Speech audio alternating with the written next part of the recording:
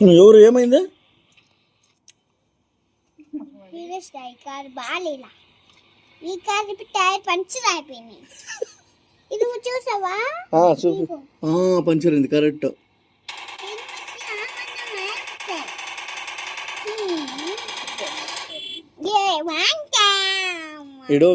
ఎవరు కట్ చేస్తారు? ఎవరు ఎవరు అది శాఖర్ మామ ఎందుకు కట్ చేస్తాడు? నాకేమరా, నా పేరేంద్రా? శాఖర్ మామ. జోరు చెప్పు, చెప్పు వచ్చి. నా పేరేంది? పెద్దగా చెప్పు.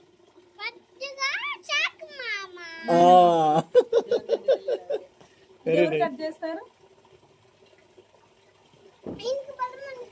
ఈయనకి బలం ఉంది.